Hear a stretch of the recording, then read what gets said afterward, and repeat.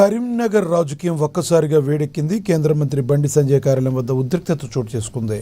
కాంగ్రెస్ నాయకులు వెలిచాల రాజేందర్ రావు, సుడా చైర్మన్ కోమటిరెడ్డి నరేందర్ రెడ్డి నేతృత్వంలో కాంగ్రెస్ శ్రేణులు ఒక్కసారిగా ఎంపీ కార్యాలయాన్ని ముట్టడించేందుకు యత్నించాయి.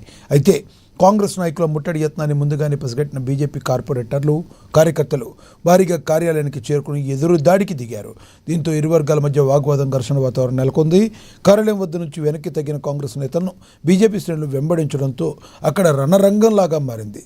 సమాచారం అందుకున్న పోలీసులు వెంటనే రంగంలోకి దిగి ఇరు వర్గాలను చెదరగొట్టి పరిస్థితిని అదుపులోకి తెచ్చారు.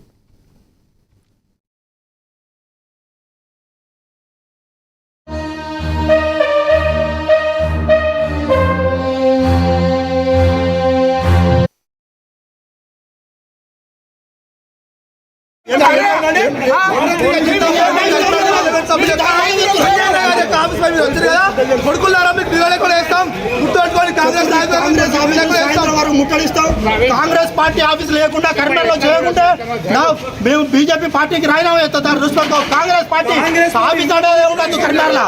గుర్తుపెట్టుకోండి, మీరు ఈ రకంగా వ్యవహరిస్తే కాంగ్రెస్ పార్టీ ఆఫీస్ ఉండదు. రాజేందర్ రావు నీకు దమ్ము ధైర్యం ఉంటే, రాజేందర్ రావు నువ్వు దమ్ము ధైర్యం ఉంటే ఇక్కడ నువ్వు అసలు మనిషివే అయితే నీ బలం ఏందో ఉండదు. కాంగ్రెస్ ఆఫీస్ కాపాడుకో. రాజేందర్ రావు గుర్తుపెట్టుకోండి, నీకు పరిపాలన భారతదేశంలో కాంగ్రెస్ పోతున్నాం ఏం చేస్తున్నారన్నటువంటి మినిమం ఆలోచన లేటువంటి కాంగ్రెస్ నాయకులు ఈరోజు ఎంపీ కార్యాలయం వచ్చారు కదా. మీరు రానున్న రోజుల్లో మీ కాంగ్రెస్ పార్టీ కార్యాలయం కరీంనగర్లో ఏ రకంగా నడుస్తుంది, ఏ రకంగా దాన్ని కనుమరుగు చేస్తామో చూడండి. మీకు ఖబర్దార్ రాజేందర్ రావు నలుగురు వేసుకొని వచ్చినావుగా, నీకు దమ్ము ధైర్యం ఉంటే రేపంచి ఎదుర్కో, కరీంనగర్లో ఉండు, మేము ఎదుర్కొంటాం, నువ్వు ఎదుర్కో. రాజేందర్ రావు గుర్తుపెట్టుకో. ఎంతవరకు